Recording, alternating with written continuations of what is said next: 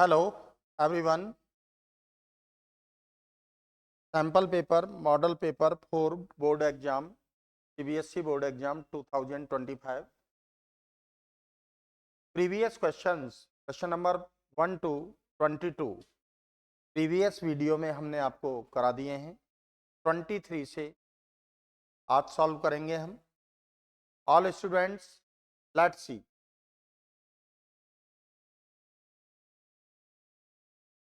Question number 23. In the case of a spherical charged conductor of radius capital R, in the case of a spherical charged conductor of the radius capital R, hollow or solid, the electrical potential is constant and maximum inside and on the surface. On the outside, the electric potential varies as V is inversely proportional to R, where R is the distance from the center of the sphere. First, represent the variation of electric potential due to a charged sphere with distance graphically. Represent the variation of electric potential due to charged sphere with distance graphically. Okay, तो देखिए आपके question में hollow और solid sphere है। For hollow sphere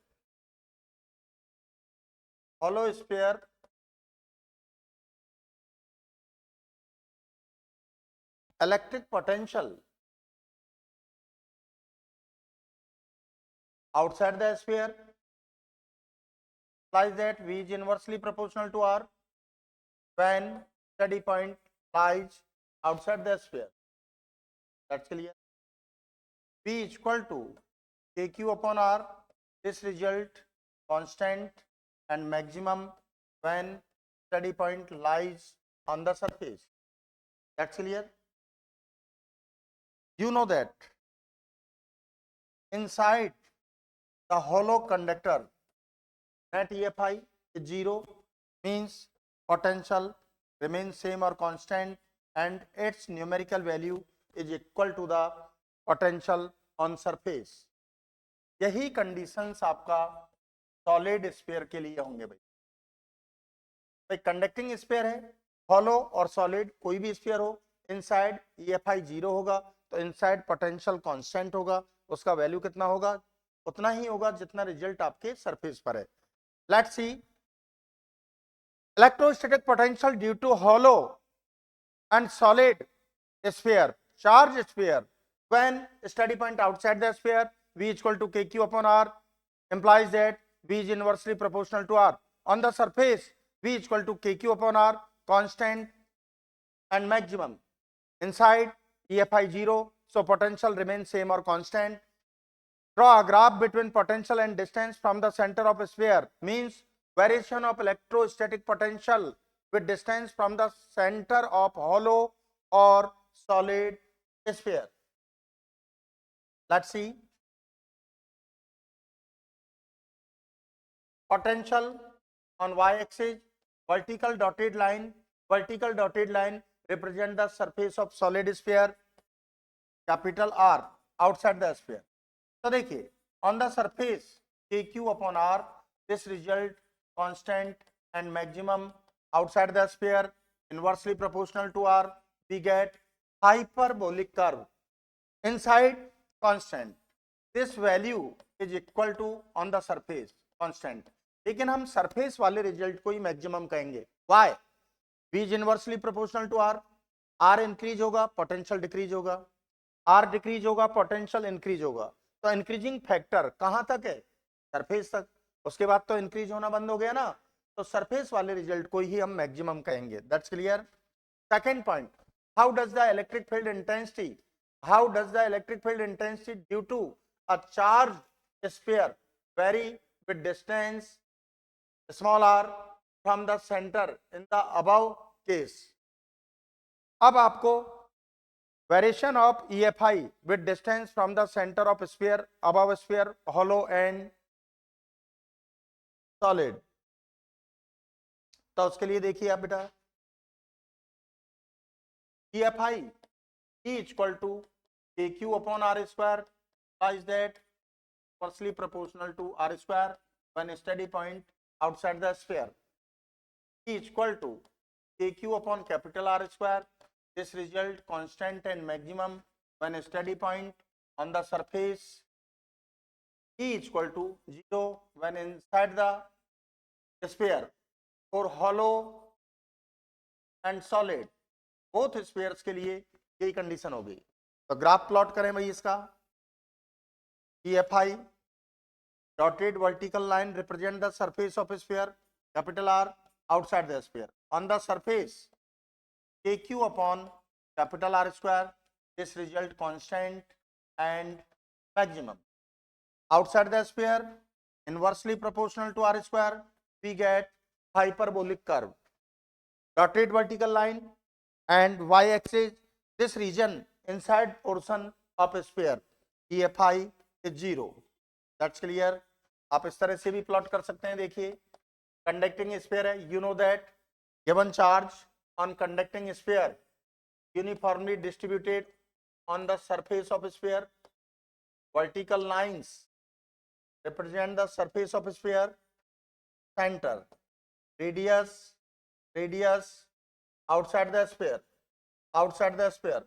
towards your left hand side and right hand side. On surface, इस axis पर हम electric field ले रहे हैं।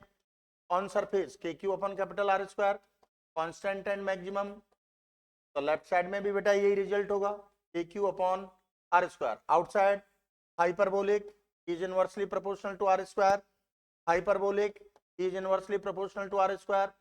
Side the sphere electric field is 0। Any one of two graph आप plot कर सकते हैं।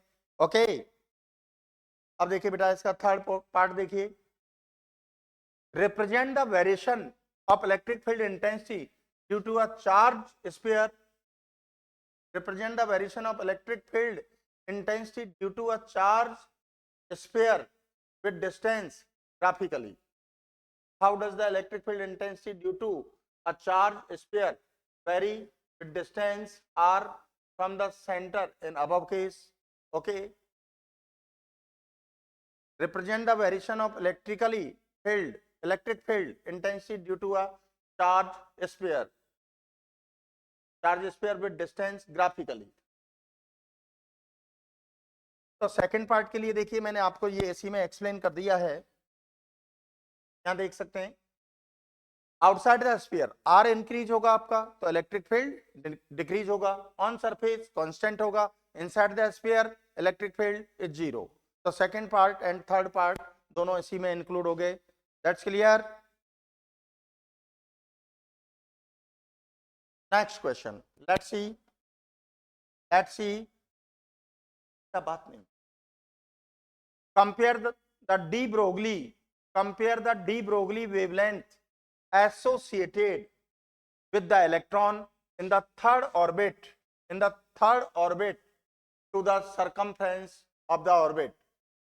In which of the following will the electrons have the same de Broglie wavelength? Okay, आपको de Broglie wavelength कंपेयर करना है electron के लिए third orbit के लिए। तो you know that for de Broglie according to de Broglie, lambda an integral multiple of circumference. That's clear. तो देखिए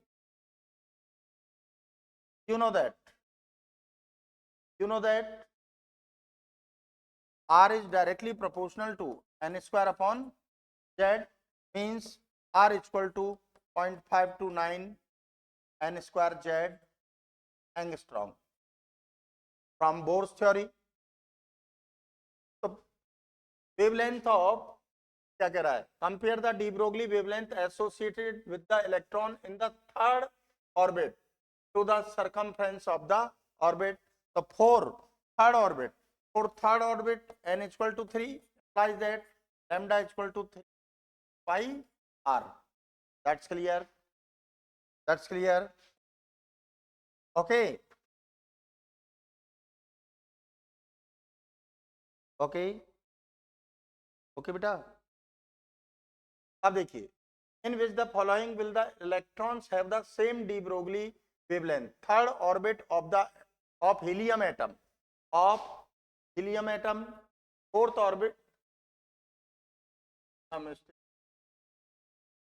हाइड्रोजन आना चाहिए, fourth orbit of helium atom, third lithium beryllium. यहां पर देखिए प्रिंटिंग मिस्टेक, हाइड्रोजन एटम होगा। Okay, hydrogen atom होगा। तो देखिए भाई, और hydrogen atom third orbit, hydrogen के लिए जेड कितना होगा, रुके,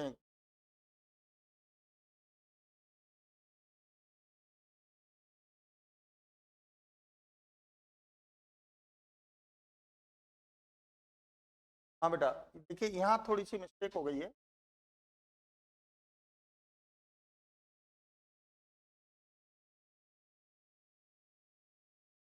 de Broglie circumference of orbit equal to n integral multiple of lambda, n integral multiple of lambda.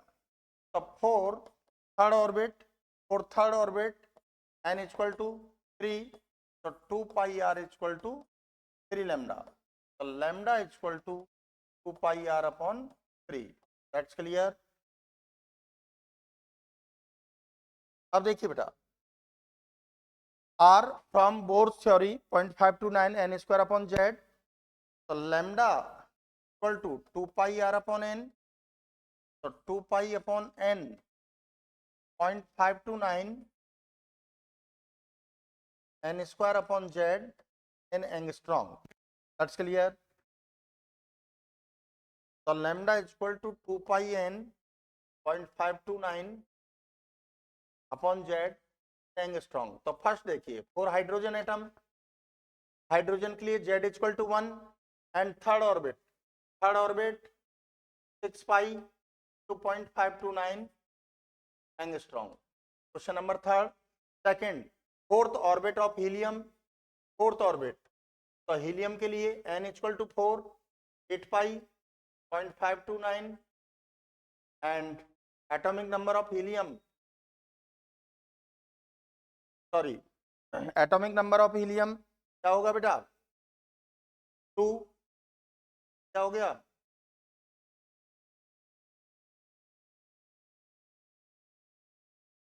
पाई, तो 4 पाई 0.529 एंगस्ट्रॉम। नंबर 4। थर्ड देखिए, third orbit of lithium, third orbit, तो n equal to 3, 6 pi 0.529 atomic number of lithium 3, ये क्या आ गया बेटा, 2 पाई 0.529 angstrom. Okay, तो यहां से अभी तक की स्टेटमेंट में देखें, हाइड्रोजन के लिए आपका क्या है 6 पाई, तो अभी तक कोई भी इक्वल नहीं है। नेक्स्ट, 6 ऑर्बिट ऑफ बेरिलियम, तो 6 ऑर्बिट ऑफ बेरिलियम, देखिए 6 ऑर्बिट, यहाँ आपका क्या है 2n पाई 6, 12 पाई 0.529 एंगस्ट्रॉम।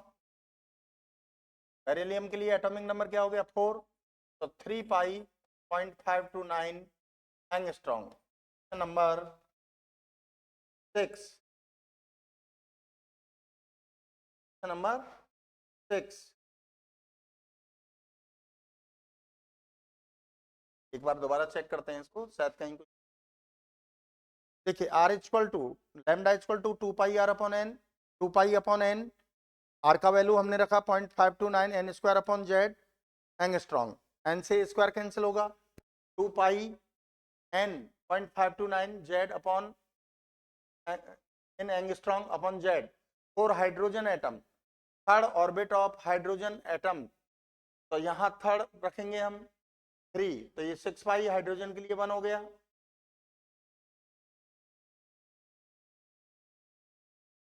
तो थर्ड ऑर्बिट के लिए रखें,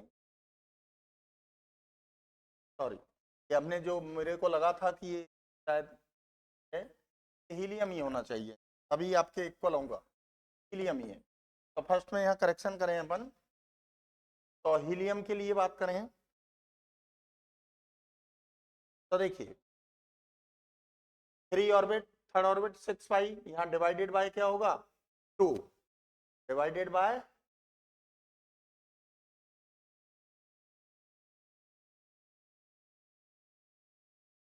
सॉरी, वो मुझे लगा कि शायद वहां थोड़ा मिसप्रिंट हो सकता है। अब देखिए आप थर्ड ऑर्बिट एन की वैल्यू 3 रखेंगे हम, 6 pi 0.529 angstrom, Z equal to 2 रखें तो क्या होगा 3 पाई 0.529 एंगस्ट्रॉन्ग, नंबर थर्ड। तो देखिए 3 पाई का मल्टीपल है, यहाँ 4 पाई का मल्टीपल है, यहाँ 2 पाई का मल्टीपल है, और आगे ये 3 पाई का। तो helium means third orbit of helium atom and 6 orbit of beryllium atom.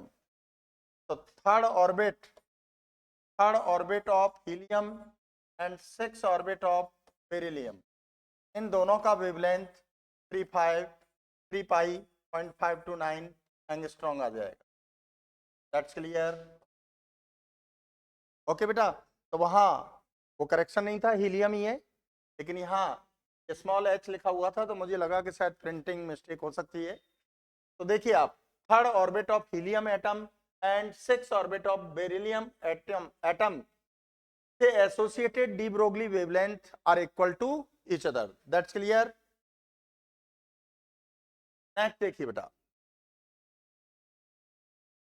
find the current find the currents flowing through the branches AB and BC in network as shown in figure। तो देखिए बेटा यहां से current flow होगा, ये हम I1 assume कर लें, इधर से I2, एनोड से होगा ना, यहाँ क्या होगा I1 plus I2 branch, I1 आ जाएगा, फिर क्या होगा I2। That's clear? We choose anti clockwise direction, clockwise anti clockwise कोई भी डायरेक्शन ले सकते हैं, according to KCL, Kirchhoff's current law। You know that from basic theory, when your direction and current flow through the circuit both are in same direction, so potential drop, potential fall across any element must be taken positive, otherwise negative। तो देखिए हम loop ले रहे हैं, loop ANMA। देखिए through the source negative to positive, you know that the current flow through the cell inside from cathode to anode, outside the cell from anode to cathode। so -5 through 10 ohm, your direction current direction same, so positive 10 I1 plus I2, and through the 5 ohm positive 5 I1। the potential drop through a closed circuit loop mesh, algebraic sum of potential difference across all elements is 0 according to KCL, Kirchhoff's first law। 5 common लीजिए, -1 plus 2I1 plus 2I2 plus I1 equal to 0, 5 0 में चला जाएगा बेटा। तो देखिए ये क्या हुआ 3I1 plus 2I2 equal to 1। Equation number first. Another loop BMP, देखिए through the 10 your direction opposite to the current flow, ये क्या आ जाएगा -10 I1 plus I2 through the source +2 minus, तो -10 20 ohm opposite direction -20 I2, 5 ohm opposite -5 I2 equal to 0। That's clear? 20 I2। अब 5 -5 common ले लीजिए आप, तो 2I1 plus 2I2 +2 +4i2 +i2 equal to 0, -5 तो 0 में चला जाएगा। अब देखिए 2i1 2i2 4i2 +7i2 equal to -2। That's clear. अब देखिए बेटा, फ्रॉम इक्वेशन फर्स्ट i1 ले लीजिए आप, i1 1 - 2i2 upon 3, put in equation second, तो 2 1 - 2i2 upon 3 plus 7i2 -2, taking LCM at 2 से मल्टीप्लाई कर लीजिए, -4i2 प्लस 21i2 -6, 3 को राइट में ले गए हम बेटा, तो -4i2 प्लस 20i2 17i2, 2 को राइट में ले लें, -6। That's clear. ये ध्यान रखें बच्चों, कैलकुलेशन में कोई मिस्टेक ना हो। अब देखिए i2 इक्वल टू -6 अपॉन 17। ये मोबाइल से कैलकुलेट कर लेता हूं मैं, कैलकुलेटर से, ये टाइम बच जाएगा आपका। आपको विदाउट कैलकुलेटर ही यूज करना है। 6 डिवाइडेड बाय 17 अप्रॉक्स 0.35 एम्पियर। ये नेगेटिव तो जो आपने डायरेक्शन चूज किया है उसकी वजह से, taking mod i2 equal to 0.35 ampere. अब देखिए आपको i1 फाइंड करना है। i1 के लिए आप ले सकते हैं i1 equal to 1 - 2i2, i1 equal to 1 - 2i2 upon 3। That's clear. तो 1 - 2, यहाँ पर ये नेगेटिव वैल्यू पुट करेंगे आप, -0.35 अपॉन 3, तो 1 प्लस 0.7 अपॉन 3, तो i1 equal to 1.7 upon 3,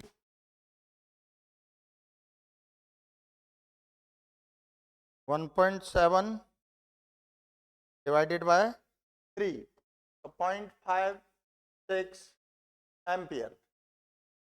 that's clear. ये आपका i1 आ गया। ओके। हाँ बच्चों, आप सभी कैलकुलेशन का थोड़ा फोकस कर लें।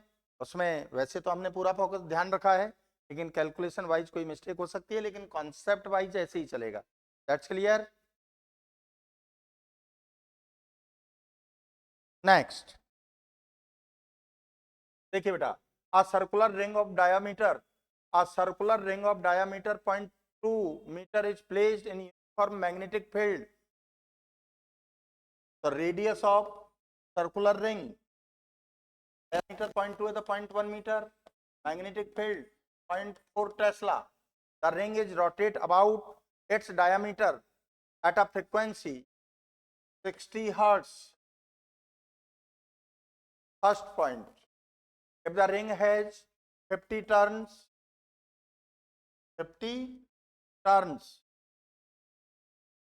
then what is the maximum induced EMF? की मैक्सिमम फाइंड करना है आपको। तो देखिए बेटा, you know that from basic theory, I equal to NBA cos omega t, you know that E equal to -d∅dt। Solve करेंगे तो क्या आएगा बेटा, NBA omega cos omega t. तो E मैक्सिमम कब होगा भाई, if cos omega T equal to 1, then E maximum बेटा बात नहीं, NBA omega, omega equal to 2πf mention कर सकते हैं हम। ओमेगा इक्वल टू क्या ले सकते हैं बेटा, 2πf। N50 कितना है, 0.4। सर्कुलर कॉइल, तो area of circular coil πr², 2πf कितना है भैया, 60। That's clear. तो 0.4 पॉइंट डेसिमल पॉइंट से ये 0, 5 × 4 20, i × π² आर कितना है भैया, 0.1, 0.1 मीन्स 10⁻⁻⁻1 मीटर, तो 10⁻⁻2 टू 60। तो देखो 0 0, ये दोनों 0 10⁻⁻2 से कैंसिल होंगे, 6 × 2 12, 12 into 2 24 पाई स्क्वायर 3.14 3.14 ओके। तो इसको अप्रोक्स 10 भी ले सकते हैं, नियर अबाउट 240 वोल्ट। बाकी एग्जैक्ट मैं कैलकुलेटर से सॉल्व कर लेता हूं। देखिए 24 into 3.14 into 3.14 approx 236.63 volt. That's clear? 236.63 volt. Okay. Got it? So maximum induced EMF when cos omega t is equal to 1. तो मैक्सिमम वैल्यू क्या होगी? NBA omega, omega is equal to 2 pi f. After calculation 236.63 volt. Second point क्या है in this question? State one condition under which the induced EMF in the circular ring will be zero. Simple. Circular ring है. When circular ring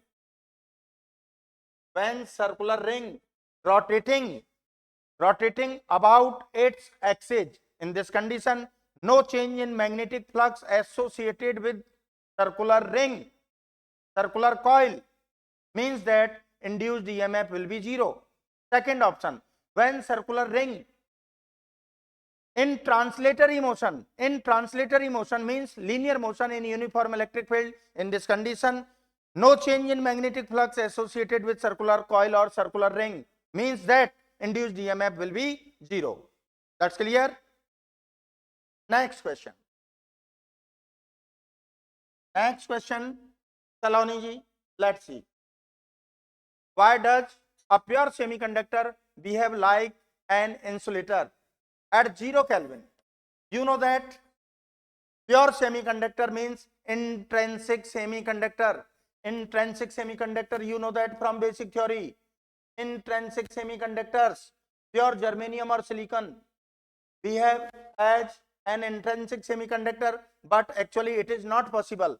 When number of atoms, germanium or silicon 10 raised to the power 8 and number of atoms of impurity 1, means ratio between number of atoms of germanium or silicon and impurity 10 raised to the power 8 ratio 1. In this condition germanium and silicon are said to be pure semiconductors or intrinsic semiconductors. In crystal structure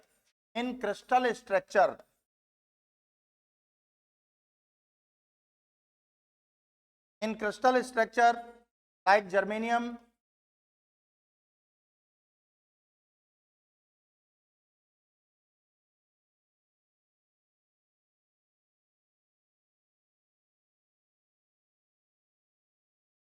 each atom of germanium or silicon makes covalent bond with another 4 atoms.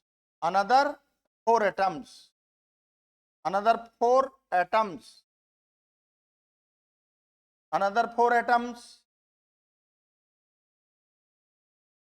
ये देखिए सारे covalent bond बने हुए हैं।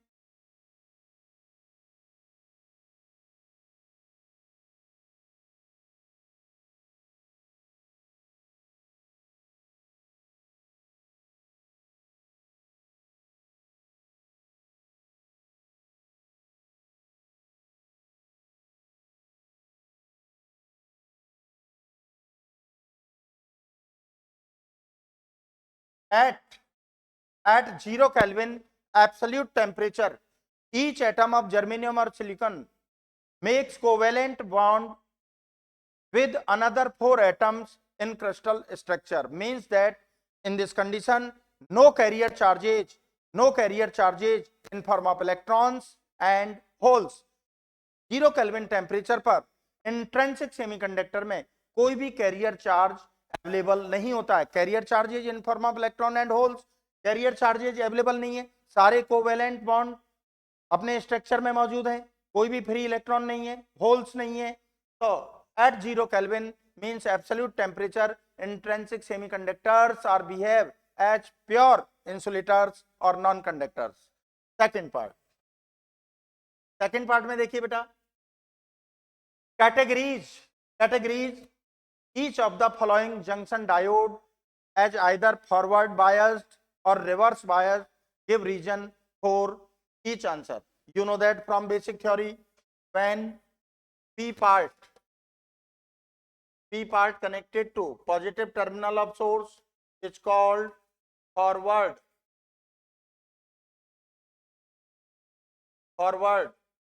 bias, and p part connected to negative terminal and n part positive terminal is called reverse bias. Reverse bias हो गया बेटा. तो आप देखिए फर्स्ट डायग्राम में N part symbol of junction diode P N. तो देखिए N part connected to 4 volt positive से, तो इस कंडीशन में तो रिवर्स हो जाना चाहिए. लेकिन इधर देखें P part connected to +6 volt, तो +6 volt is greater than 4 volt. तो पी पार्ट किससे कनेक्ट है? प्लस से. तो ए आपका ऑप्शन ए किस बायस में हो गया भाई? फॉरवर्ड बायस में. तो junction diode as shown figure, this figure in forward bias. अब यहां देखिए यहाँ एन पार्ट प्लस से कनेक्ट है, तो पार्ट बी और P part earth connected to earth, means earth से कनेक्टेड का मतलब क्या? You know that capacity of earth is infinite. Actual capacity 711.72 microfarad, but this amount is very large, so earth always behave as a infinite capacity. So p part of junction diode connected to earth means zero potential. कितना potential हो गया? Zero. But n part connected to positive means reverse bias. p part में आ जाइए. देखिए n part -10 -4, तो negative -10 is greater than -4 with in form of numerical value, magnitude value. n part connected to negative, तो C in forward bias. अब D में आ जाइए. P part negative and n part earth means zero potential, तो D P part connected to negative, reverse bias. एक बार दोबारा check कर लें. यहाँ देखिए P part connected to positive 6 volt is greater than 4 volt, forward bias. P part, P at zero potential, N part positive, तो reverse bias. यहाँ देखिए N part negative से -10 वोल्ट, P भी नेगेटिव से, लेकिन ये अमाउंट न्यूमेरिकली ग्रेटर है, तो ये कौन सा बायस हो गया? Forward. And D P negative and N zero, तो reverse bias. That's clear. Okay, next question.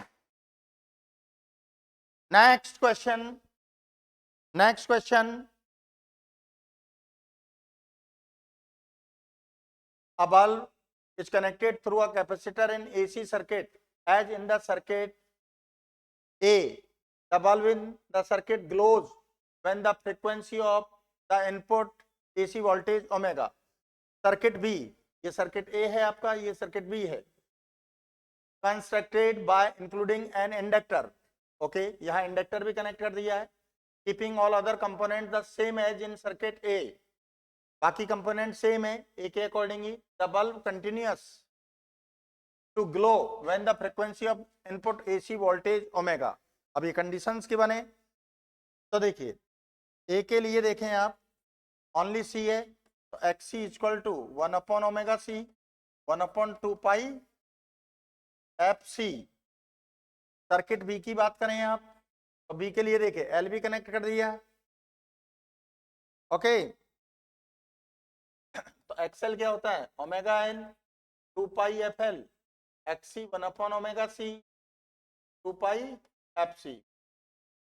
L and C both are in parallel combination. अब फर्स्ट ऑप्शन में देखिए, the frequency of input AC voltage is lowered.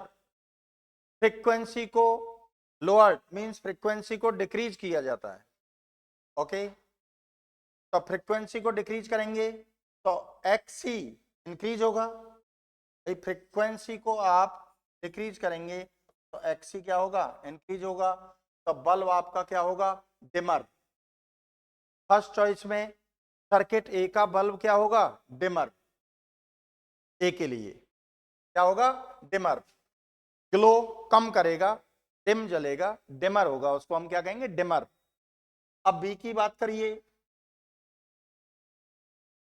Frequency को decrease करेंगे तो XC तो increase होगा, यानी एक्सी में जो small amount slightly current flow होगा, टोटली करंट किस में फ्लो होगा, एल में। भाई ये तो इंक्रीज हो गया ना, और यहां फ्रीक्वेंसी को डिक्रीज करेंगे तो एक्सएल डिक्रीज हो गया, तो totally current, large amount of current from source flow flow through the bulb, तो बल्ब क्या होगा, ब्राइटर, ज्यादा ग्लो करेगा, तो सर्किट बी में क्या होगा भैया, ब्राइटर। फर्स्ट ऑप्शन क्लियर हो गया। Second option, the frequency of input AC, आप दोबारा सुने, फर्स्ट को दोबारा डिस्कस कर लेते हैं। फ्रीक्वेंसी को डिक्रीज करेंगे, एक्सी इंक्रीज होगा, एक्सी इंक्रीज होगा तो करंट फ्लो स्लाइटली होगा, तो बल्ब डिमर होगा। यहां पर एक्सी तो इंक्रीज हो गया पैरेलल में, तो सारा करंट किस में फ्लो होगा, एल एंड बल्ब में, तो ये ब्राइटर, इसकी ब्राइटनेस बढ़ जाएगा, ग्लो बढ़ जाएगा, ज्यादा हाईली ग्लो होगा। पार्ट बी में, the frequency of input AC voltage in increase is increase, frequency को इंक्रीज किया जा रहा है, तो फ्रीक्वेंसी इंक्रीज करेंगे तो एक्सी डिक्रीज हो जाएगा। अब ये ब्राइटर होगा, ब्राइटर होगा। इसमें देखो एक्सी को हमने क्या किया है, फ्रीक्वेंसी को क्या किया, इंक्रीज, फ्रीक्वेंसी को, तो ये डिक्रीज हो गया, और एक्सएल इंक्रीज हो जाएगा, फ्रीक्वेंसी को इंक्रीज किया तो एक्सएल इंक्रीज, तो यहाँ इस सर्किट में, अब एल वाले सर्किट में, इंडक्टर वाले सर्किट में करंट फ्लो कम होगा, ठीक है ना, तो इस कंडीशन में ये डिमर होगा, बल्ब, सर्किट बी का बल्ब क्या हो जाएगा, डिमर। तो सेकेंड पार्ट के लिए, from circuit A brighter, glow of bulb brighter, in circuit B glow of bulb dimmer. Third option में आ जाइए, the frequency of input AC voltage approaches zero, frequency को जीरो कर दिया, अप्रोक्स जीरो कर दिया, ये सपोज कीजिए, तो यहां फ्रीक्वेंसी को जीरो किया, अप्रोक्स जीरो किया, तो XC up to infinite current flow नहीं होगा, तो नॉट ग्लो, ये ग्लो करेगा ही नहीं, मींस एक तरह से बल्ब जलेगा ही नहीं, ये सपोज कर लीजिए आप, भाई टेंडिंग टू इनफाइनाइट हो गया तो यहां करंट फ्लो होगा ही नहीं, तो not glow, not glow from circuit A. अब यहां आ जाइए, ये तो इनफाइनाइट हो गया, तो टोटल करंट कहां फ्लो होगा, बल्ब में, भाई एक्सी तो इनफाइनाइट हो गया ना, अप्रोक्स, अप्रोक्स इनफाइनाइट, तो total current flow through the L and bulb, means ये ब्राइटर होगा, लेकिन ब्राइटेस्ट मैक्सिमम ग्लो करेगा, उसको हम कहेंगे ब्राइटेस्ट मैक्सिमम ग्लो करेगा, that's clear. Okay, next question 28 का ही ऑप्शन का क्वेश्चन है, और का, a series LCR circuit as shown in the diagram is connected to an input AC voltage, the voltage across the capacitor lags the applied input voltage by 45 degree, okay, represent the phase relationship for the voltage across three elements LCR। तो इसके लिए आप देख सकते हैं, आपका question क्या कह रहा है कि L के लिए voltage 45 degree lag behind, lag behind पीछे रहेगा, तो V not R, V not L,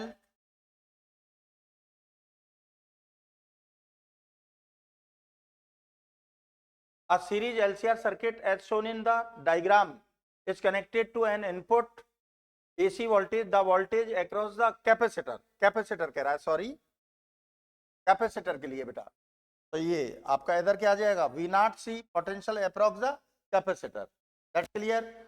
lag behind, lag behind lags the applied input voltage 45 degree, तो ये देखिए ड्रॉ पैरेललोग्राम, ये आपका रिजल्टेंट हो जाएगा V नॉट RLC, तो ये लैग बिहाइंड कितना है 45 डिग्री, हम फाई ले लें, तो phase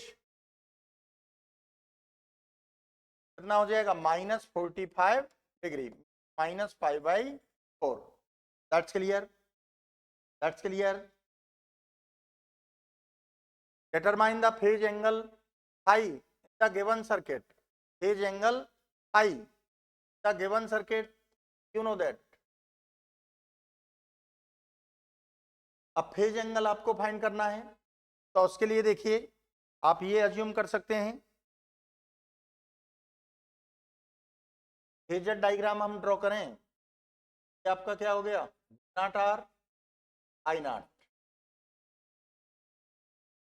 not L, naught C, if not L is greater than V naught C, the resultant not L minus V naught C, ये आपका पैरेललोग्राम रिजल्टेंट होगा naught R L C, that's clear. So this angle from basic equation of potential equal to not sin omega t. तो this angle क्या हो गया भाई, omega T, और ये क्या हो गया, ये एंगल हम फाई ले लें. क्लियर. तो phase angle of resultant voltage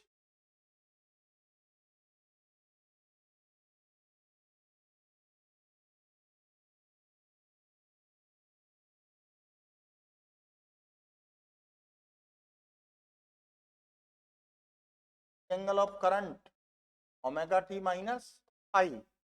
तो equation of alternating current I equal to I naught sine omega T minus I. तो current lags behind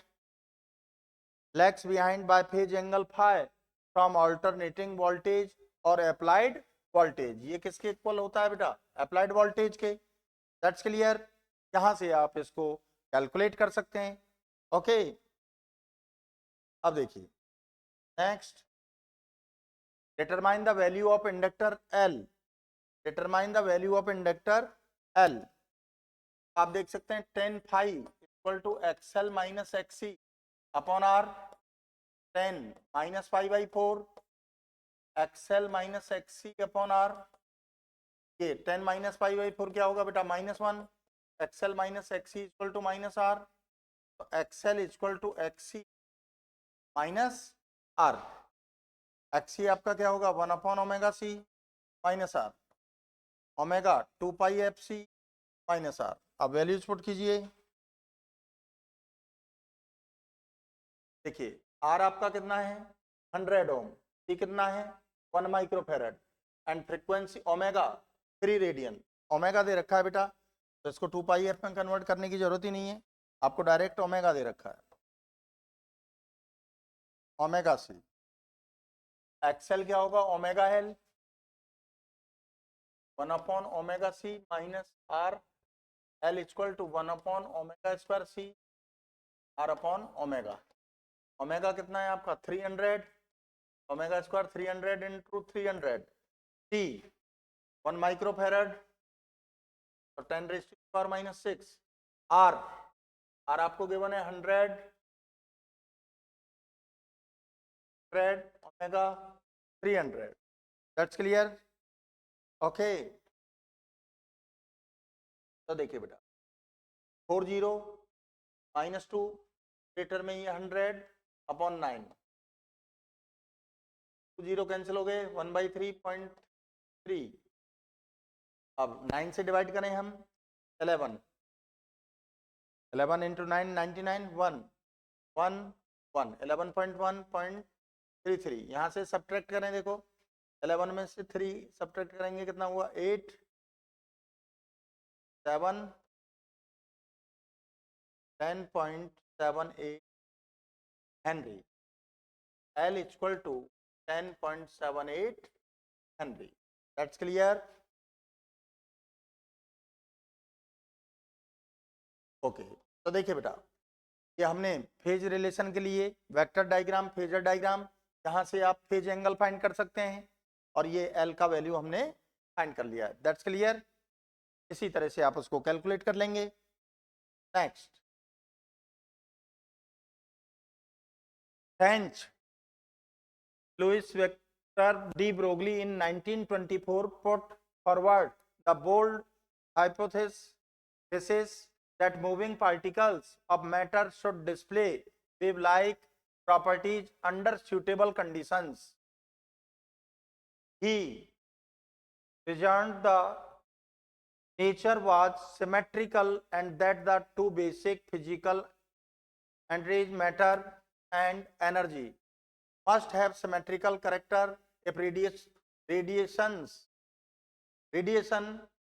show dual aspects, so should matter. De Broglie proposed that the wavelength lambda associated with a particle of momentum p is given by lambda is equal to h upon p equal to mv.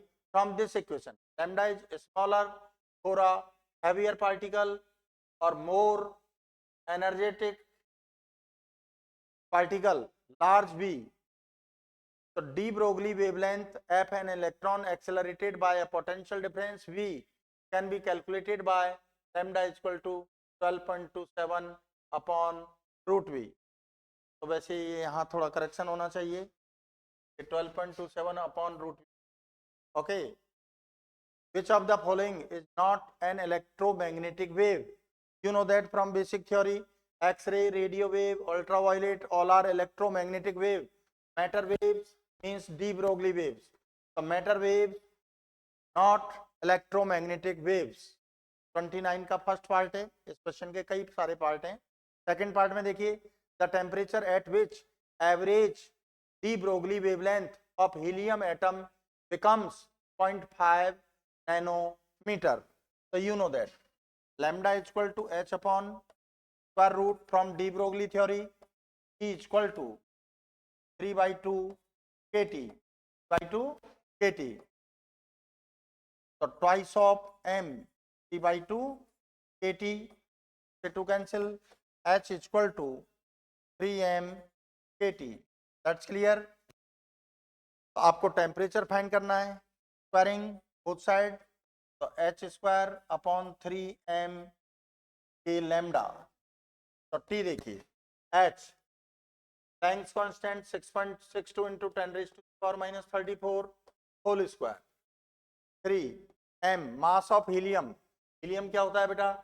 twice of He4. तो इसका atomic mass number कितना है? 4. Okay, तो 4 in atomic mass unit. 4 in atomic mass unit 1.66 into 10 raised to the power minus 27. Mass of helium 4 mu ले रहे हैं हम in atomic mass unit. Atomic mass unit यानी 1.6 10 raised to the power minus 27 kg. That's clear बेटा. K Boltzmann constant 1.38 into 10 raised to the power minus 23. Lambda आपको given है, देखिए 0.5 nanometre. तो 0.5 into nano means 10 raise to the power minus 9. तो देखिए बेटा, इसका स्क्वायर करेंगे 10 raise to the power minus 34. Denominator में देखें 27 23 कितना हुआ? 27 23 50 50 हो गया ना भैया. सॉरी, यहाँ लैम्डा स्क्वायर आएगा बेटा, स्क्वायर करेंगे ना तो लैम्डा स्क्वायर. तो 0.5 to 10 raise to the power minus 9. देखो डेसिमल पॉइंट को रिमूव करें, -10 -10 तो -20, और ये कितना हुआ? -50 तो -70. इसको हम न्यूमरेटर में लेंगे तो 100 आ जाएगा. 6.62 टू 100 अपॉन 3 इंटू 4 और 6.6 पर और आएगा, स्क्वायर है ना इसका. 3 इंटू 4 इंटू 1.66 तो 1.38, और ये डेसिमल पॉइंट तो हमने रिमूव कर दिया था, तो ये क्या हुआ? 25. अब ये हम कैलकुलेटर से यूज कर लेते हैं. ओके, तो 6.62 to 6.62 to 100 divided by 12 divided by 25. 6.62 है आपका 6.3768 केल्विन. ओके, तो your options, correct option A 6.6 kelvin. Okay, अब देखिए बेटा नेक्स्ट क्वेश्चन, उसी क्वेश्चन का पार्ट है. The temperature at which average, हाँ ये तो हो गया ना.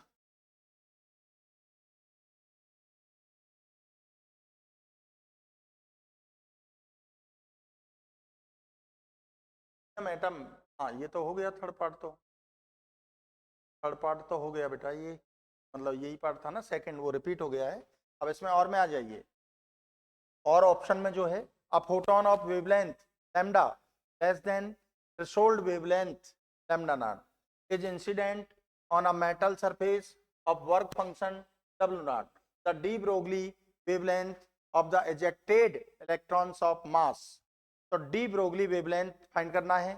You know that according to photoelectric equation, Einstein's photoelectric equation, H nu is equal to phi naught, according to question W naught equal to half m maximum square. That's clear? That's clear? आपको क्या find करना है? On the metal surface work function find करना है बेटा. क्या find करना है? A photon of wavelength lambda less than threshold frequency. Less than threshold wavelength है तो frequency greater than threshold frequency हो जाएगी. Is incident on a metal surface of work function the de Broglie wavelength of ejected lambda. Lambda find करना है आपको. तो देखिए lambda find करने के लिए हम क्या करेंगे भैया,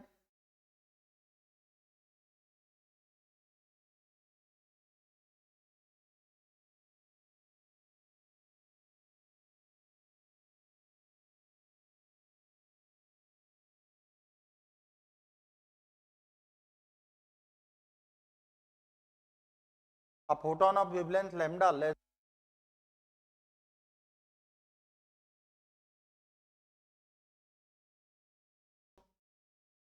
half mv maximum square equal to h nu minus w naught.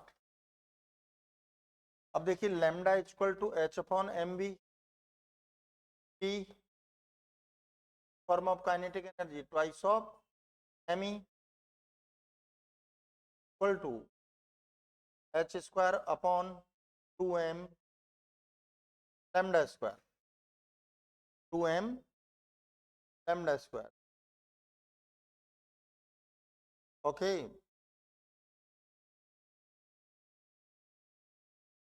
तो काइनेटिक एनर्जी हम क्या पुट करेंगे भैया, H square upon twice of M lambda square H nu W naught work function. आपको फाइंड क्या करना है, वेवलेंथ. तो लैम्डा स्क्वायर को राइट में ले लें, H square upon 2m under root H nu minus W naught. तो lambda taking square root, taking square root, ऐसे ही एज इट इज आ जाएगा, H square root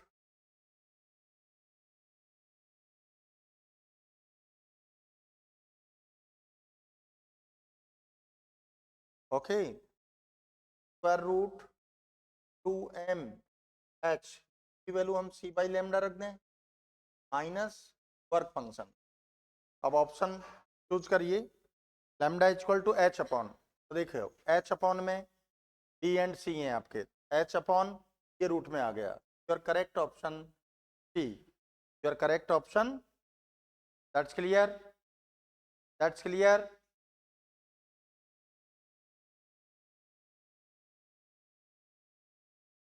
question number 29 section D French. तो देखिए ये 29 का ही पार्ट है, fourth part. Determine velocity of de Broglie wave of wavelength lambda h upon mv, where m is the mass of the particle and v is the velocity of particle. Very simple. Velocity of particle v, velocity of speed, so velocity plus velocity. When a moving charged particle or electric neutral particle moves with highly kinetic energy, represent the wave nature like de Broglie wave, matter waves. For photons, speed of light c, the speed plus speed, so finally speed of de Broglie waves, v plus vc. That's clear. So your correct option first. Next,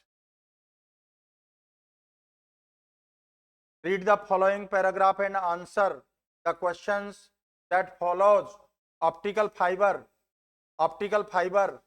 देखिए इसको reading करने की जरूरत ही नहीं है। Optical fibre, working of optical fibre based on T I R, total internal reflection of light. Your correct option C. पूरा question read करने की जरूरत ही नहीं है, फिर भी आप देख सकते हैं। देखिए optical fibre works on the principle of total internal reflection. Total internal reflection, total internal reflection.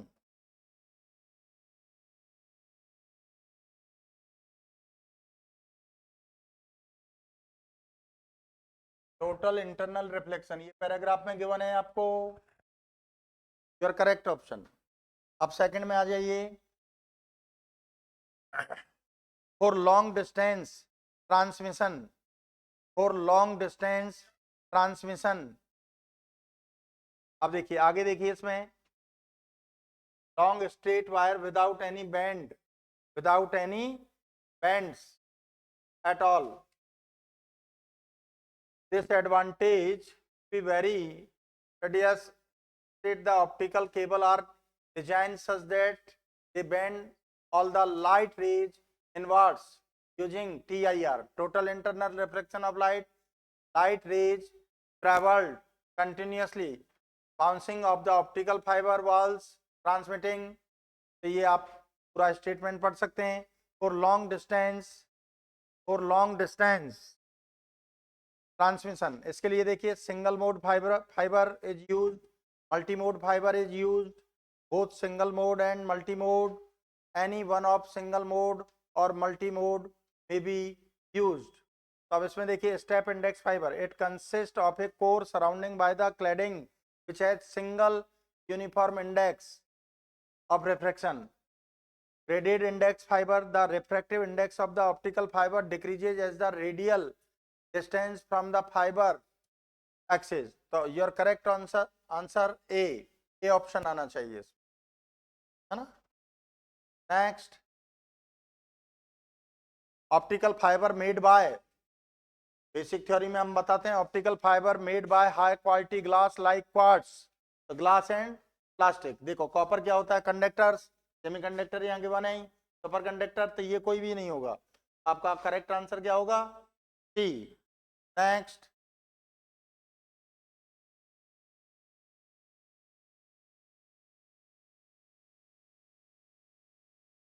in graded index optical fiber, graded index optical fiber, the refractive index of the optical fiber increases as the radial distance from the fiber axis increases। The refractive index of the optical fiber decreases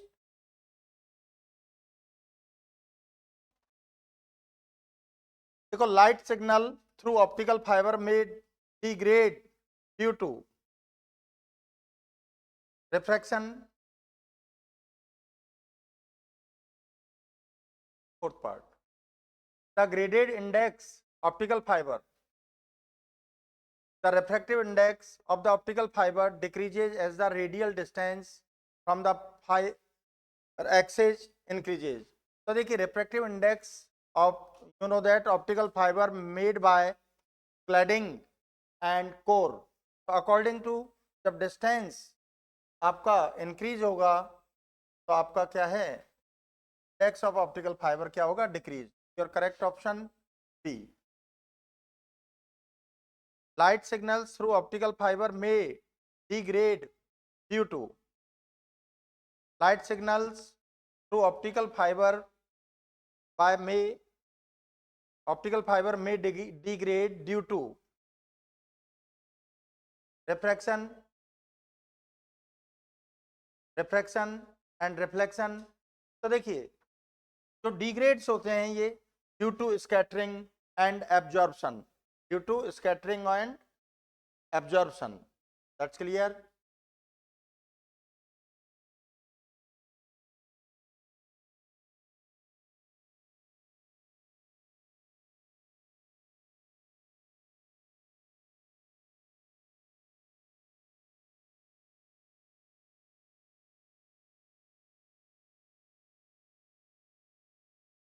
By what factors does kinetic energy and potential energy of an electron in hydrogen atom change as it moves from n1 to n equal to 3?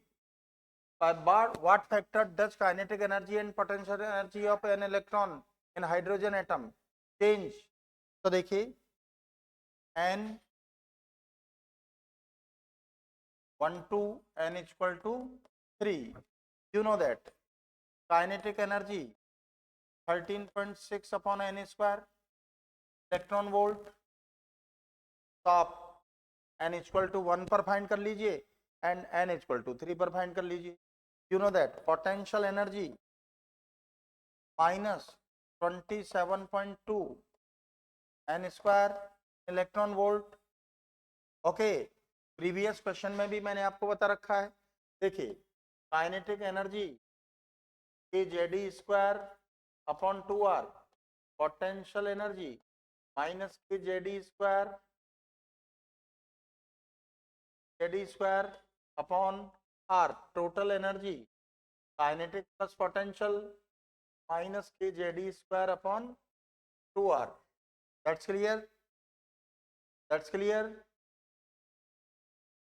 Clear. तो potential energy equal to minus twice of kinetic and kinetic energy minus 1/2 potential energy. Relation previous question मैंने आपको बताएं, यहां से आप solve कर सकते हैं. n equal to 1 and n equal to 3. That's clear.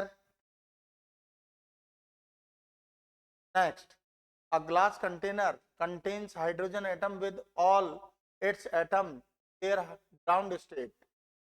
The container is radiate total energy E with electromagnetic waves containing the total energy minus 13.6 upon n square in electron volt. 3 wavelengths corresponding Lymer-Balmer-Paschen series. The electromagnetic waves exciting the glass container are found to have certain strong absorption spectral lines. Identify one or more series to which each absorption spectral line would correspond to explain. Assume that once an electron absorbs a photon and jump to a higher energy level, it does not absorb more photons to jump to even higher levels. तो देखिए बेटा n equal to 1 2 3. तो you know that for Lyman series,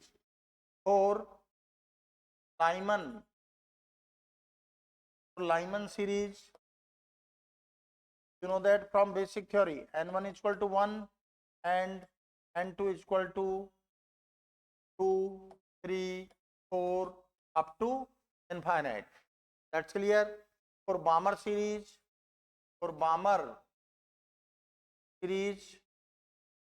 n1 equal to 2 and n2 equal to 3 4 5 up to infinite.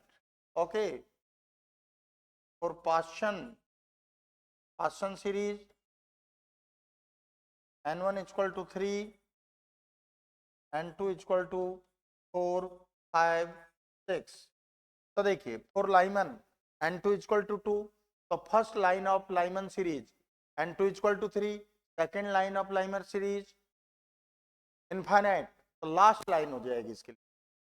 Similarly बामर Paschen के लिए आप study कर सकते हो.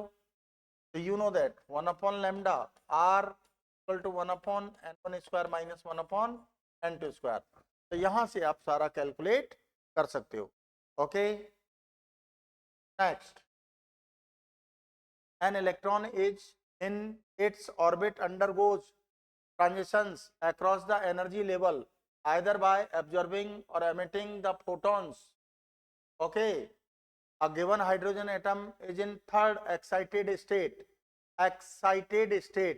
Determine the final quantum number and the energy of the photons. Third excited state, you know that for excited state, excitation energy, when electron in nth orbit, when electron of hydrogen atom or any atom required to energy n1 orbit consider करें, then electron jumped from lower energy level to higher energy level, to higher energy level. Excited energy n2 minus n1 minus 13.6 upon n square minus 13.6 n1 square, so 13.6 n1 square minus n2 square. That's clear. तो third excited state क्या कह रहा है, third excited state, यहाँ से n1 n2 का value आप put करके फाइंड कर सकते हैं. When a proton with shortest wavelength is emitted, when a proton with longest wavelength is absorbed. तो शॉर्टेस्ट और वेवलेंथ के लिए 1 upon lambda r 1 upon n1 square minus 1 upon n2 square. तो शॉर्टेस्ट एंड लॉन्गेस्ट वेवलेंथ वगैरह यहाँ से find कर सकते हैं. Excitation energy third excited state है, n1 n2 के वैल्यू आप यहाँ से जो आपने बेसिक थ्योरी में स्टडी कर रखा है, एनालिसिस कर रखा है. That's clear.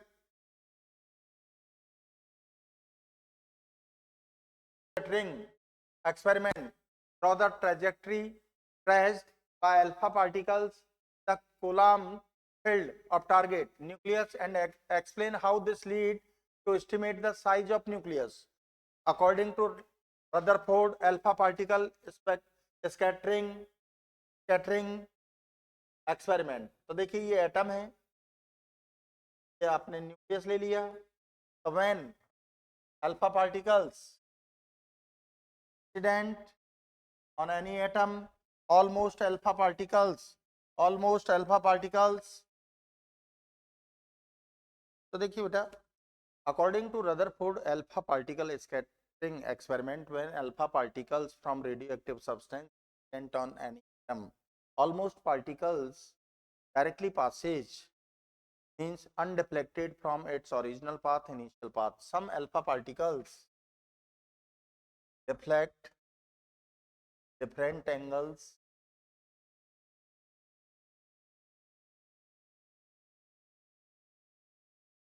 only one alpha particle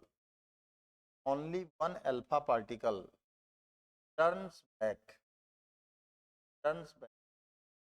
on its initial path out of approx 20,000 particles. In Rutherford scattering, draw the trajectory. अब क्या कह रहा है, Coulomb's field to target, how this led to estimate size of nucleus means minimum distance of approach. ये minimum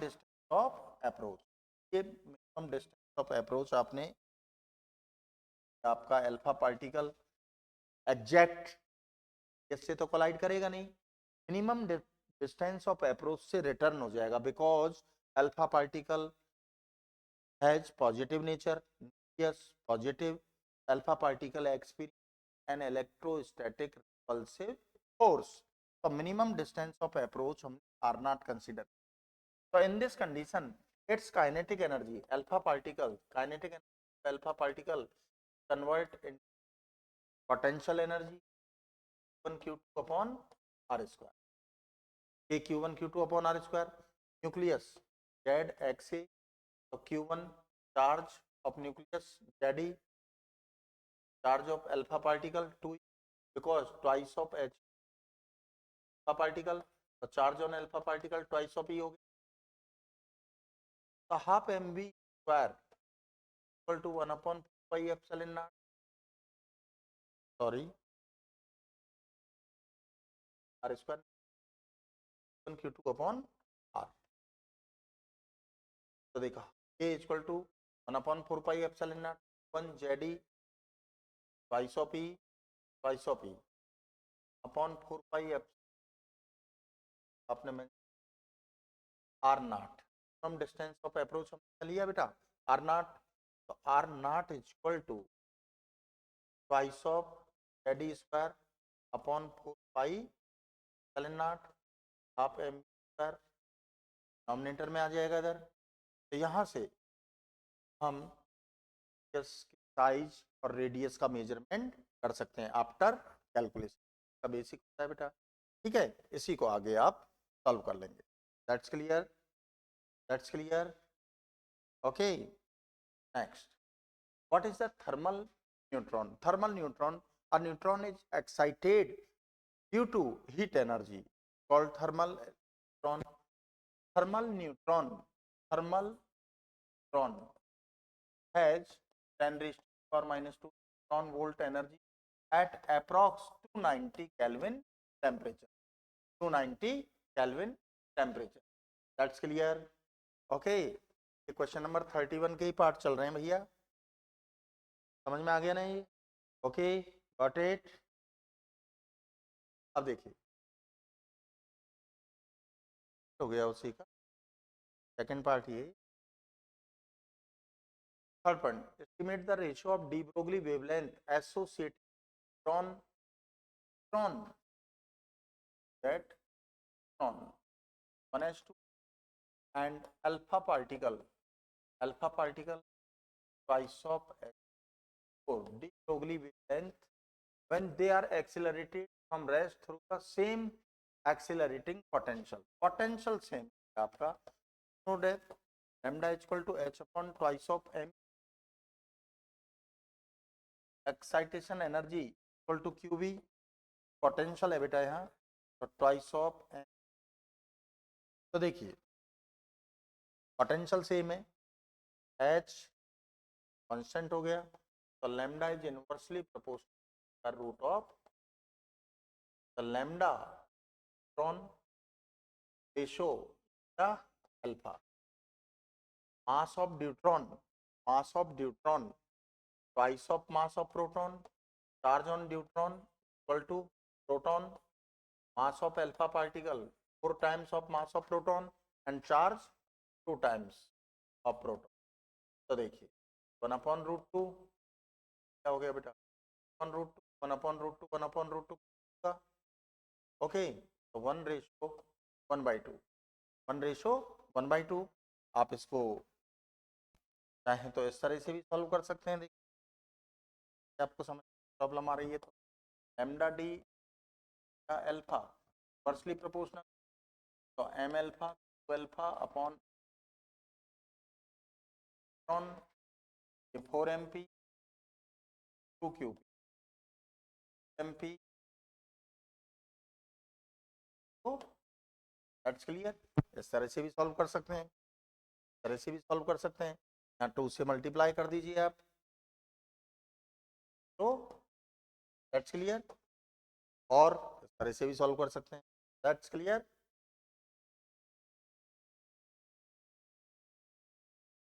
अब देखिए next question number 32 part first, drive and express the electric field at any point on the equatorial line of an electric dipole.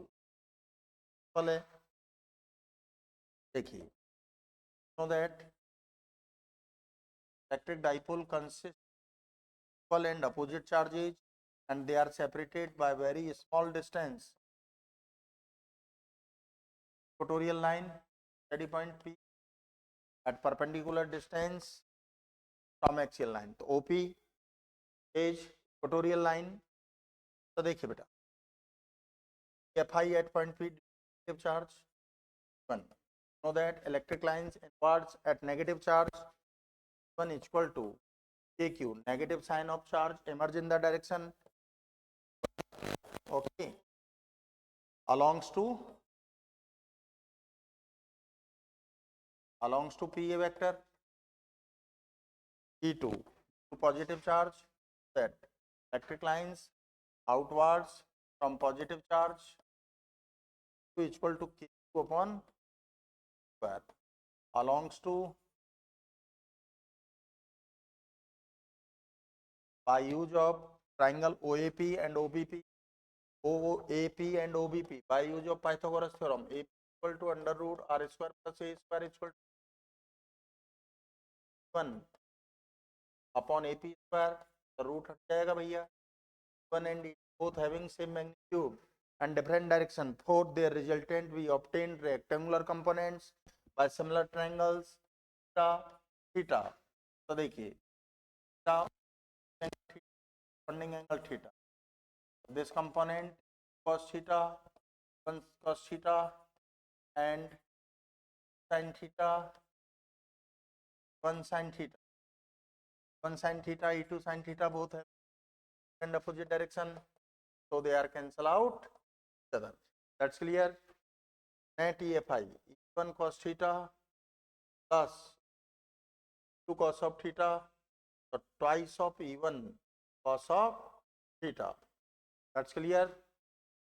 So twice of e1 1 2 upon r square plus a square cos theta from any one of two triangle base upon hypotenuse OA upon AP. Okay. तो देखिए equal to twice of K upon R square plus a square O A equal to a R square plus a square whole power 1/2 to 2a dipole moment equal to twice of k upon r square plus a square whole power 3/2 in vector form r cap. तो आगे भी आप solve कर सकते हो. r is greater than small a, then square is negligible. So E vector is equal to twice of k upon r cube into r cap. That's clear.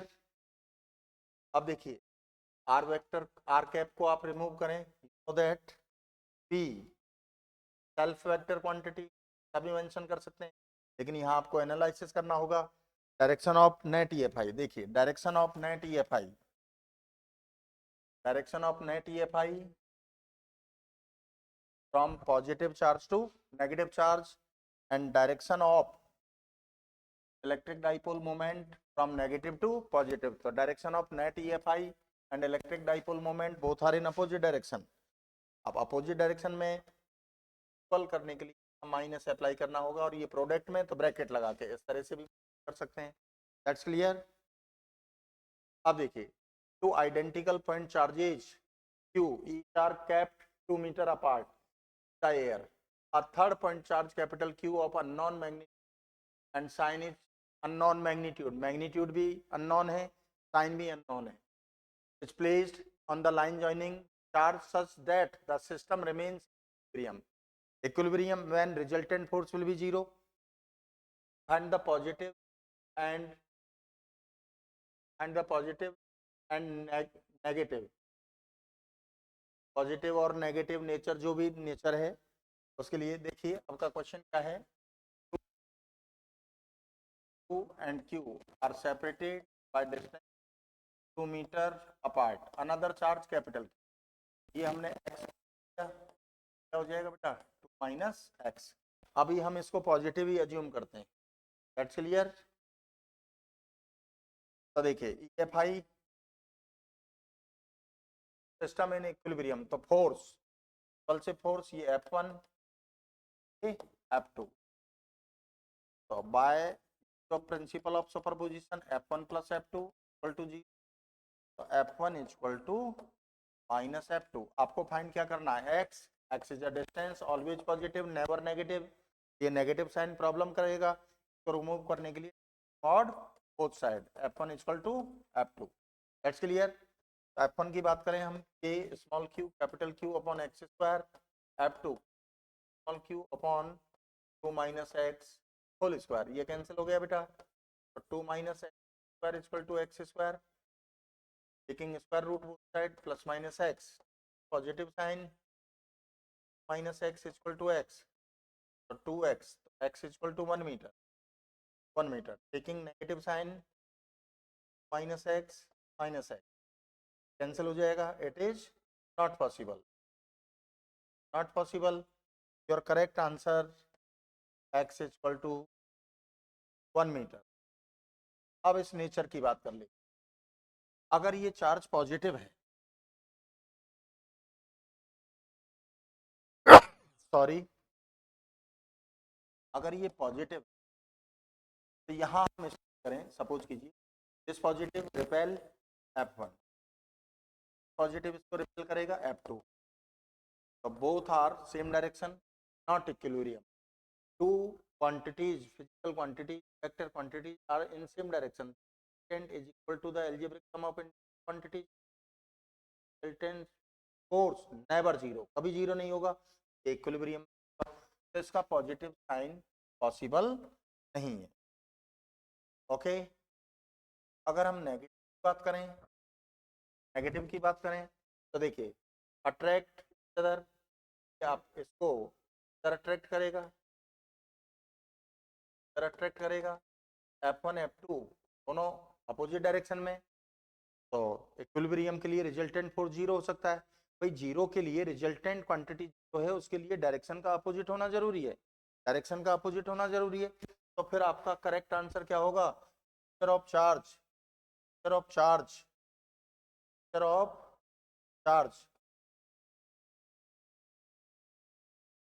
Nature of charge, of charge capital Q, फिर क्या होगा इसका? Negative. That's clear.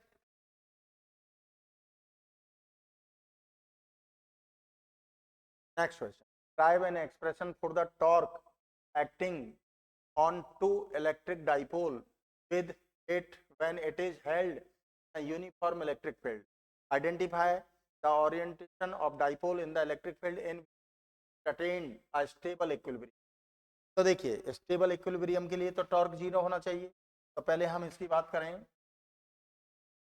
हम draw कर लेते हैं.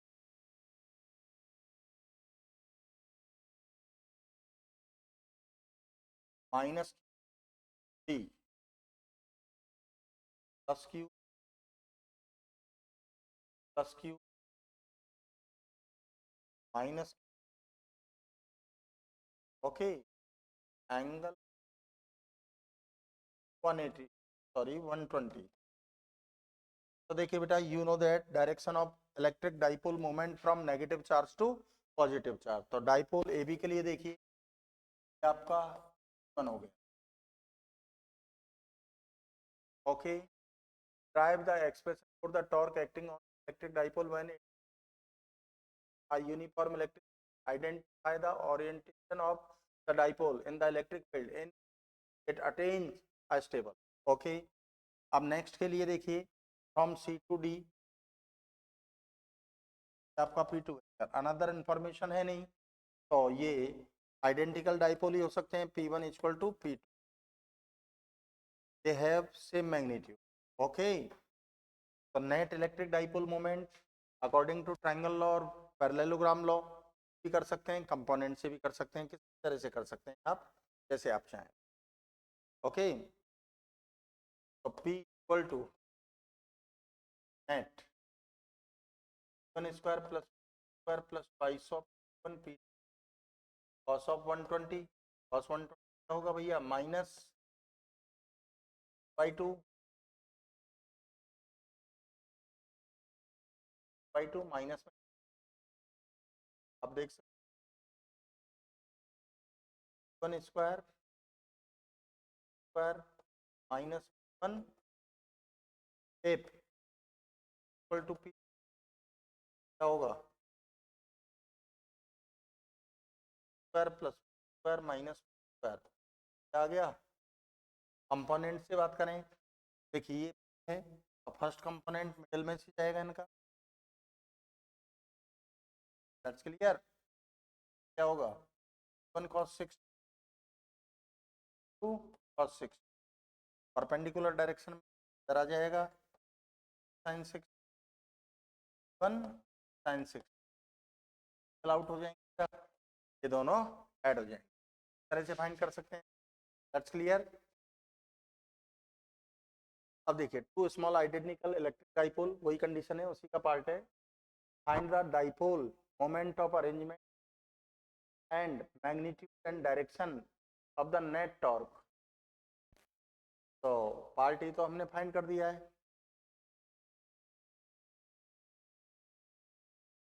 Stable equilibrium torque, torque आपका क्या होना चाहिए? तो होना चाहिए for stable when theta is equal to 0 means net electric dipole moment alongs to the direction of electric field, alongs to the, तो stable condition क्या होगा बेटा, alongs to the electric field, alongs to the electric field, वो stable condition find कर सकते हैं. Next find dipole moment of the arrangement, तो हमने फाइंड कर ही दिया dipole moment. Magnitude and direction of the net torque, torque क्या हो जाएगा आपका, torque equal to P sine theta, आपने फाइंड कर ही लिया. 4 टेबल के लिए वेक्टर इज पैरेलल वेक्टर, और यहाँ से अब ये क्या कह रहा है, मैग्नीट्यूड एंड डायरेक्शन, इसी तरह से आप इसका डायरेक्शन फाइंड कर सकते हैं. तो डायरेक्शन तरह से नेट इलेक्ट्रिक डाइपोल मोमेंट, जैसे उसमें बताया था ना मैंने, यहीं से इसका डायरेक्शन आप फाइंड कर सकते हैं. कोई भी थ्योरी लगा सकते हैं, पैरेललोग्राम थ्योरी लगा सकते हैं, ये फाइंड कर लेंगे. Okay, next question number 33. When the help of a diagram briefly explain the construction and working of AC generator. AC generator के लिए तो आप बिल्कुल सिंपल सी बात है, तो थ्योरी का क्वेश्चन है. A rectangular coil consist with large number of insulated copper wires placed strong magnetic poles, north pole and south pole. Carbon brushage to carbon brushage 1 and P2 को अटैच किया. यहाँ sorry slip rings हैं, slip ring 1 S2 slip ring. अब इससे carbon brush को attach किया, यहाँ से कार्बन ब्रश 2 को अटैच किया.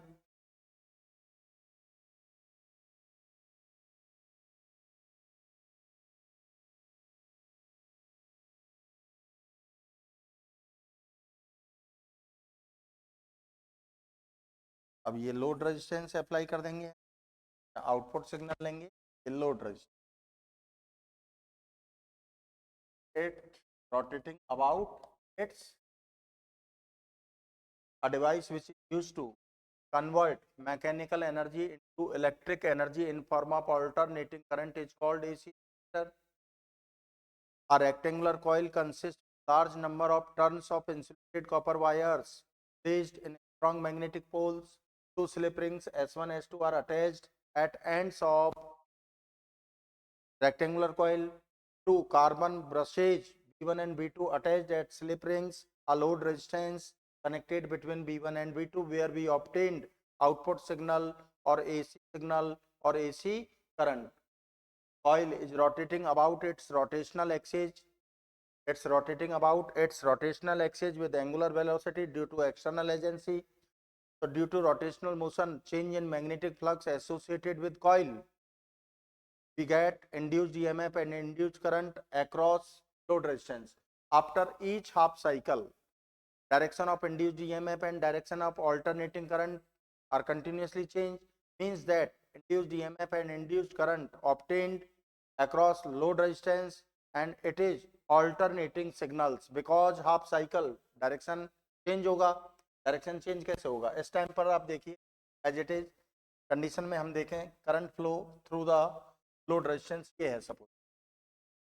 अब नेक्स्ट हाफ साइकिल में देखिए इस एंड का कनेक्शन किससे हो जाएगा, S1 से, और इस एंड का कनेक्शन किससे हो जाएगा, S2 से. Means this end connected to B1 and this end connected to B2. तो फिर डायरेक्शन आपका क्या हो जाएगा, थ्रू द लोड रेजिस्टेंस ये डायरेक्शन हो जाएगा. अपोजिट हो गया कि नहीं हो गया, आप माइंड में फिगर नोट करें. Okay, this end of coil connected to B1 and this end of coil connected to B2, तो direction across the load resistance change होगा, तो अल्टरनेटिंग सिग्नल होगा. You know that phi is equal to NB cos omega t equal to minus phi by dt. After differentiation, n omega sin omega t equal to E naught sin omega t naught as a maximum value is equal to n omega, it is denoted by V naught and E denoted by V. So V is equal to V naught sin omega. Alternating voltage हो गया बेटा. If resistance of coil capital R, तो alternating current V upon R, naught upon R sin omega t, naught upon R को क्या mention करेंगे, I naught sin omega t. बाकी basic theory में आप पूरा डिटेल एनालिसिस आपको बता रखा है. An electron is revolving around a proton in an orbit of radius r with a speed v. Obtain the expression of magnetic dipole moment associated with electron. Means magnetic dipole moment of orbital electron m is equal to nia. For electron number of turns आप 1 assume कर सकते हैं. m is equal to ia. You know that I is equal to by t. Charge on electron E, T. Time taken, circumference. To complete one revolution, travel distance is equal to circumference V. Speed upon 2 pi r. Orbital area pi r square. M is equal to upon 2 pi r to pi r square equal to r upon 2 multiply by mass of electron divided by mass of electron. mvr is equal to angular momentum L upon 2m. और भी आगे कर सकते हैं आपको. You know that from second postulate of Bohr theory, L is equal to nh upon 2 pi. Okay. तो देखिए बेटा equal to m is equal to E nh upon 2 pi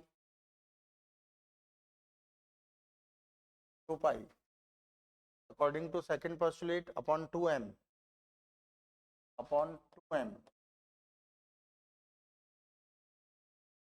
h upon 4 pi m. It is called Bohr magneton. UB is Bohr magnet equal to h upon 4 pi m. Bohr magneton. यहाँ तक solve कर सकते हैं आप. और वैसे काम तो आपका यहाँ तक ही चल जाएगा. ओके. लेकिन आप और एक्स्ट्रा एडवांटेज शो करना चाहें तो ये यहाँ तक सॉल्व कर सकते हैं. Next, the current through a resistor 2 ampere when connected to 220 volt and 50 hertz line. Find the value of capacitor which is to connected to reduce the current 1 ampere. देखो किसी रजिस्टर में 220 वोल्ट अप्लाई करते हैं तो current flow कितना हो रहा है, 10 एम्पियर. तो I is equal to you that V upon R is equal to V upon I. Like that 20 upon 2 register आ गया बेटा 110 ओम. अब हम कैपेसिटर को कनेक्ट कर देते हैं. देखिए when connected to find the value of capacitor which is to be connected to reduce the current 1 ampere. तो कैपेसिटर को कनेक्ट करेंगे तो impedance R square plus XC square. अब करंट आपका रिड्यूस होकर क्या हो गया भैया 1 एम्पियर. तो what is the value of C. आपको सी का वैल्यू फाइंड करना है. बहुत सिंपल सी बात है. तो देखिए इस condition I equal to B upon Z, ये 1 है. क्या होगा आपका 220. ओके. जेड क्या हो गया R square plus square, squaring both side. तो लेफ्ट में ले लें भैया 20 to 220. That's clear. XC square 20 minus R square. Okay. R square तो इसको हम 4 करें 484 आर कितना है 110 121 00. क्या आ गया आप क्या लग गया सॉरी क्या हो गया भाई. यहाँ से आप सॉल्व करेंगे तो आपका देखिए एक्सी क्या होगा 484 minus XC 1 upon omega C 4800 minus 12100. तो सी इक्वल टू इधर आ जाएगा ओमेगा, ओमेगा आपको गिवन है 50 हर्ट्ज, 50 हर्ट्ज, ओके ओके, तो 50 हर्ट्ज, ओमेगा नहीं, एफ गिवन है आपको, ओमेगा स्क्वायर रूट रिजल्ट आ जाएगा। अब ओमेगा क्या होगा आपका 2 pi F above result, so C equal to 1 upon 2.144800 minus 100, तो आप कैलकुलेट करेंगे बेटा, तो कैलकुलेशन तो आपको खुद को करना है, ओके। तो आपका ये सॉल्व होगा, लेकिन एक बार हम चेक कर लेते हैं कैलकुलेशन तो नहीं है। Current reduce 2 ampere to 1 ampere when connected a capacitor, तो impedance Z R square plus X square, okay. कितना है applied voltage 220 volt, squaring both side, तो लेफ्ट में ले लिया, तो 220 into 220 X square equal to minus R square, आपका 110 121, ठीक है, ठीक है, ओके, बिल्कुल ठीक है, ठीक है। अब इस तरह से आप सॉल्व कर सकते हैं। Next question, N AC voltage V equal to V naught sin omega t is applied across a pure inductor of inductance L. Find an the current I flowing the circuit and show mathematically that the current flowing through the it lag behind the applied voltage by phase angle pi by 2. Also draw graph. तो देखिए ये बिल्कुल basic theory से result है। When AC circuit containing only an inductor, देखिए ये inductor apply किया हमने, आपका equal to V not sine omega T, okay. तो potential difference cross the inductor, that's clear. तो V equal to naught sine omega T, you know that due to inductor induced EMF minus I by another कोई element है नहीं, plus V क्या हो जाएगा बेटा 0 minus L D I by D T plus V not sine omega T equal to 0, तो D I equal to not upon L sine omega T,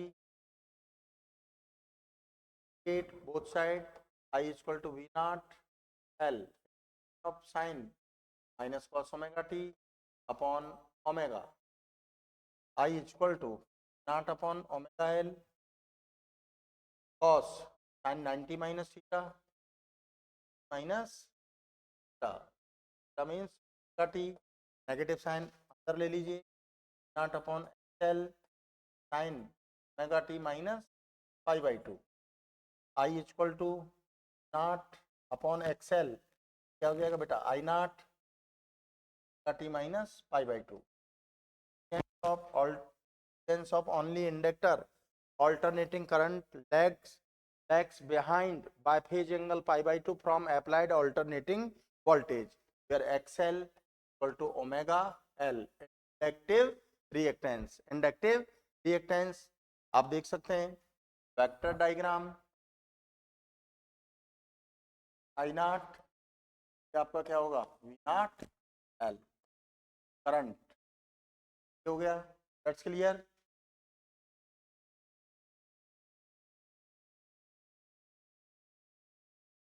diagram mathematical, the current flow through the lag behind applied voltage by a phase angle pi by 2. Also draw a graph I versus omega t for the circuit. अच्छा vector diagram नहीं पूछा है, इसलिए graph पूछा है versus omega T and I. तो देखो omega T equal to V not sine omega T, voltage के लिए हो गया भाई, क्या है pi by two, pi pi by to